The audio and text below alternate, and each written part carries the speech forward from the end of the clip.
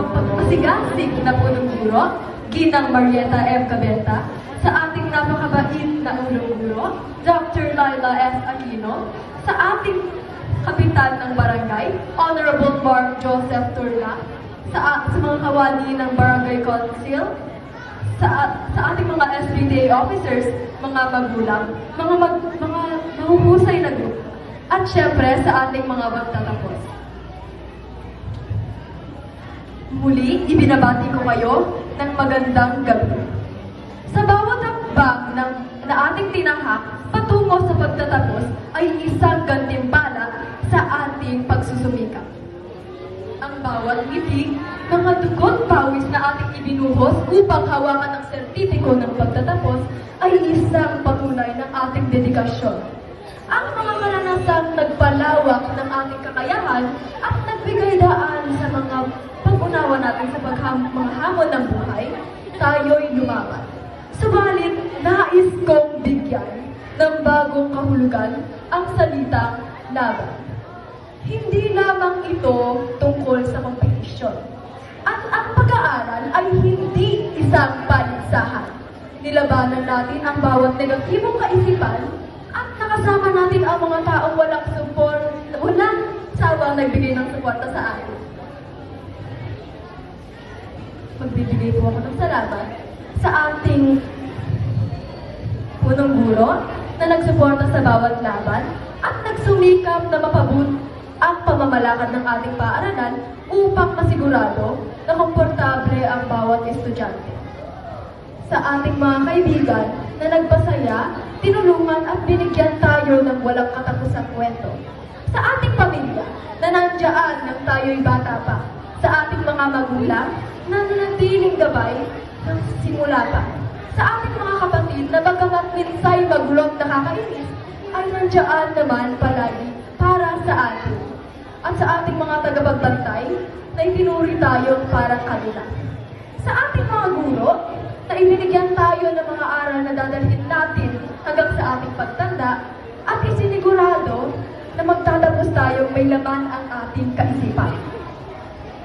Siyempre, sa Diyos na nanatiling gabay at isinigurado na ligtas tayo nung tayo'y bata pa at sa ating buhay. Papunta dito sa eskwelahan, hindi sinigurado niya ba na kayo'y nagpasalamat sa Diyos?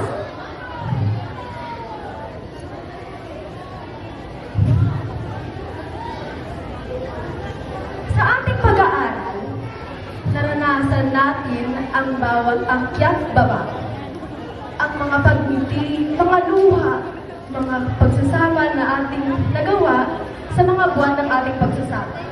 Ito ang pinakamagandang gantimpala na naibigay sa atin ng pag-aaral.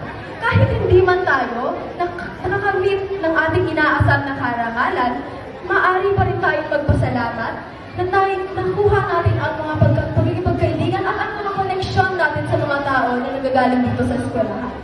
Iyon ang gantimpala para sa akin. Kahit na hindi man tayo ang pinakamahusay na estudyante, masigurado natin nakaakyat tayo dito sa stage at nakakuha naman tayo ng sertipiko ng pagtatapos. Iyon ang ating pasasalamat. Dahil sa mga susunod na buwan ng ating pag-aaral, may isasigurado pa rin natin na kaya pa rin natin palagawin ang ating pag-aaral. Kahit hindi ka man nakakuha ng parangal ngayon, makukuha mo pa rin yan sa mga buwan na nilihos pa. Mula sa aking loob at sa aking puso, nagbibigay ako ng pasasalamat sa mga tao. Sa aking magulang, Mama Kim, Papa Carlo, sa aking mga kaibigan, Frances, Jayla, Jasmine, Jaya, Clark, Rafael, Jello, Patrick, Herzi, Brenda, Lady Lynn, Alexus, Kaz, Kyrie, Aaron, Dale. Sa aking guro, Ginang Lerma Tansagun, sa aking coach, Binibining Grace Esmeralda, sa aking punong guro, Ninang Marieta M. Cabeta, sa aking punong guro, Dr. Laila S. Aquino. Maraming salamat po sa inyong walang sawang suporta sa akin. Again, congratulations, graduates!